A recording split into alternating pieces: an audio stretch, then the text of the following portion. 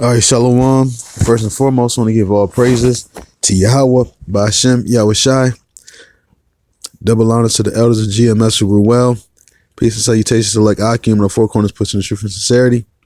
Peace be unto you. This is an article that was I'm just stumbling upon today. And it basically speaks for itself. The title, it reads, North Korea says won't trade nuclear weapons for sanctions lift. Now, one second, Akim.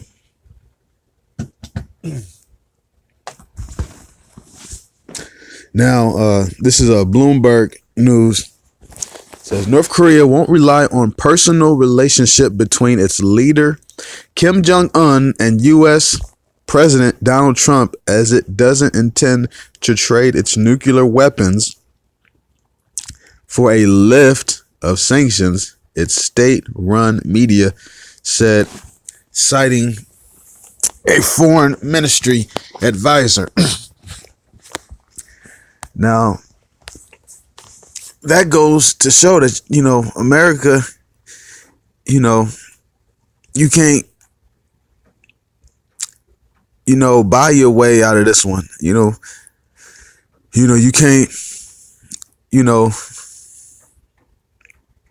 America's always been the big bully on the block, trying to, if we can't blackmail you to do something or stop you, they'll try, they would try any means.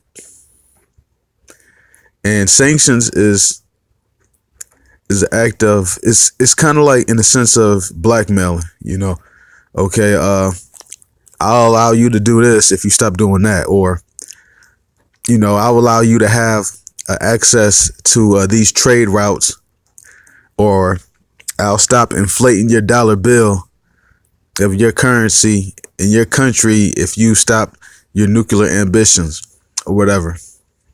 So that's what America has been doing.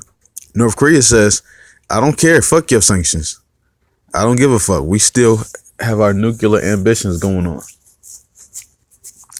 And America doesn't like it because America has always been, the three world, the three city states, UK, the Vatican, and the third being DC, which is the military might.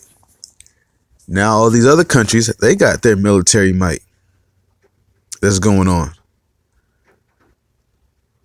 And they're saying, no, we're not about to trade sanctions lift for our nuclear, because that's their that's their negotiation power right there, is these weapons. It's easy to negotiate with somebody when y'all both got guns. When one has a gun and the other one doesn't have a gun, then the person who doesn't have a gun don't have no leverage to negotiate. So this is a smart move on Korea's half. Reading on, it says, there will never be such negotiations as that in Vietnam, in which we propose exchanging a core nuclear facility of the country for the lift of some United Nations sanctions. Kim Kwai-gwan was quoted as saying by the Korean Central News Agency, there is no need for us to be present in such talks in which there is only unilateral pressure, and we have no desire to barter something for other thing at the talks like traders. The dialogue will reopen only under the condition of Washington's absolute agreement on North Korea's demands, which the U.S. is neither ready for nor able to do, he said. We know well about the way we should go and will go our way. So this is basically they're in a stalemate. I'm not sure what exactly the agreement is between the two that Washington won't agree with. And I'm sure it has something to do with allowing North Korea to continue its nuclear ambitions and stuff like that. The statement came a day after South Korea's presidential national security advisor, Chung Yoo-young, told reporters that Trump asked Seoul to send greetings to Kim, whose birthday was on Wednesday. This prompted hopes that the renewed tension between the two adversaries could thaw again and they could meet for a next round of talks. Playing down Seoul's efforts to mediate Washington-Pyongyang relationship, the North Korean diplomat also said that Trump separately sent Kim a birthday letter through a special liaison channel between the leaders. While Kim's relationship with Trump is not bad, it would be stupid to expect such ties will help restart talks between the two nations for foreign ministries. So that's America's relying on a relationship between Trump and Kim to, maybe smooth things over. Just like how, Dennis Rodman was supposed to be, buddy with Kim Jong-un over there. But he's like, oh, I don't care. We can get along, but that ain't going to stop me, from defending my country and, basically seeking nuclear ambitions. And now the thing about it is Trump he's an ambassador. He doesn't run Babylon. He's a very small puppet over here. He's a president. Presidents get elected. When you are truly a king, you leave your seed the throne. The Rothschilds, their banking dynasty, they don't, elect a president or outsider to inherit their family, inheritance, their land, their property, or whatnot. They leave it to their own families. So Trump is very, very low level in this. So sending Trump to negotiate, that's irrelevant. This is Joel 3 verse 10. It says, beat your plowshares into swords and your pruning hooks into spears. Now, a sword is designed to kill. A spear is designed to kill. So, matter of fact, let me start up a little bit higher.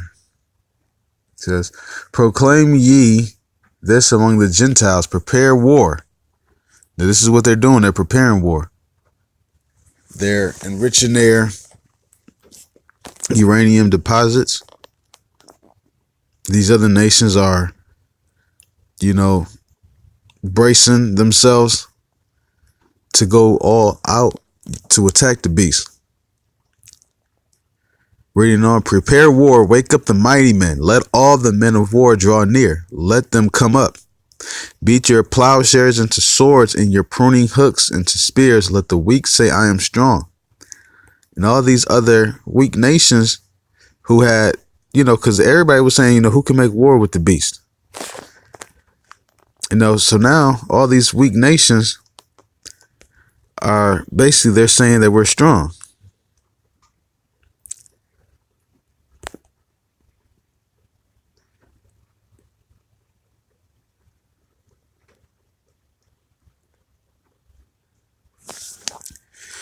Verse, this is Revelation 17 and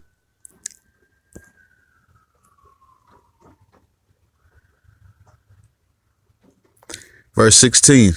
And the 10 horns which thou sawest upon the beast, these shall hate the whore, and shall make her desolate and naked, and shall eat her flesh and burn her with fire.